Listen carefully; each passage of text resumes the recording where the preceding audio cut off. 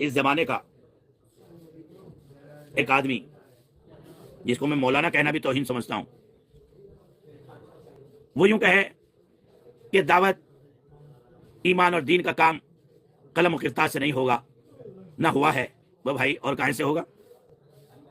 اس انداز کے جو گمراہ لوگ ہوتے ہیں، جو زیادہ حق سے ہٹ جاتے ہیں، ایسے انسان اللہ کے یہاں ان بدنصیبوں میں شمار ہوتا ہے ان کا کہ جنہیں اللہ ہدایت کے فروغ کے لیے نہیں بلکہ ضلالت و گمراہی کے لیے مقدر کر دیتا ہے، صرف اور صرف اکابر اسلاف و اخلاف کی روایات اور جمہور کے مزاج اور جمہور کے طرز زندگی سے ہٹنے کی وجہ سے۔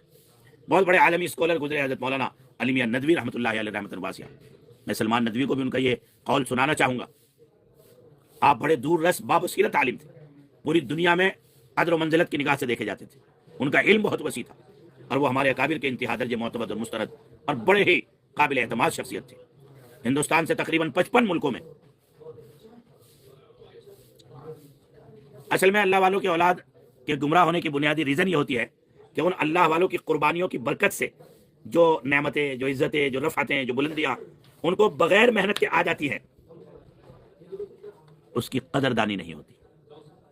اور اللہ کا اصول ہے کہ ناقدری جب کسی نعمت کی ہوتی ہے تو ناقدری کرنے والوں سے وہ نعمت ضائع کر دی جاتی ہے۔ ہم مثلا عالمی پہچان، عالمی رتبہ، عالمی آباء و اجداد کی خاندان کے بڑوں کی قربانیاں سب آ گئی، ایک پلیٹ فارم تھا، دوسروں کو لات مار کر پیچھے کر کے اپنے آپ خود ساختہ اس کے ذمہ دار بن گئے۔ خاندانی وجاہت کی وجہ سے کوئی آڑے نہ آ سکا تو قدر معلوم نہیں ہوئی۔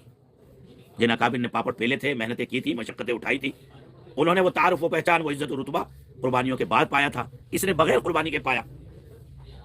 تو انا آ گئی، اب یہ سمجھنے لگا کہ ساری دنیا مجھے سلوٹ مار رہی ہے، میں ہی ہوں حضرت جبریل، وہ تو پرانے ہو گئے۔ ناقدری ہوتی ہے۔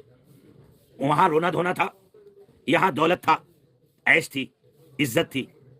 وہاں یہ حال تھا کہ شاہ الیاس رحمۃ اللہ علیہ رحمۃ واسعہ راتوں کو اٹھ اٹھ کر تڑپ تڑپ کے روتے تھے، تو بیوی کی آنکھ کھل گئی، تو بیوی نے پوچھا کہ حضرت آپ اتنے کیوں روتے ہیں؟ فرمایا اگر تجھے معلوم ہو جائے کہ میں کیوں روتا ہوں تو رونے والے ایک نہیں دو ہو جائیں۔ انہیں کہاں رونا پڑا؟ انہیں تو سوائے دولت کے برسنے کے اور سوائے عیش و تنعم کے اور دن رات جہادوں میں اور دن رات استقبال اور محبتوں میں پھرنے کے علاوہ کوئی اور چیز میسر ہی نہیں ہوئی۔ تو یہ بڑوں کی جو اولاد ہوتی ہے، اگر اس کی صحیح تربیت نہیں ہوئی، یہ لفظ پر غور کرنا، اگر صحیح تربیت نہیں ہوئی اور خالی حلیہ جلیہ آیا، علم آیا، تو یہ آگے چل کر گمراہی کا باعث ہوتی ہیں، چونکہ انہیں اپنے بڑوں کی اس قربانیوں کی قدر نہیں ہوتی۔ سمجھے جی؟ اس لیے بہرحال دوسری طرف بات چلی جائے گی۔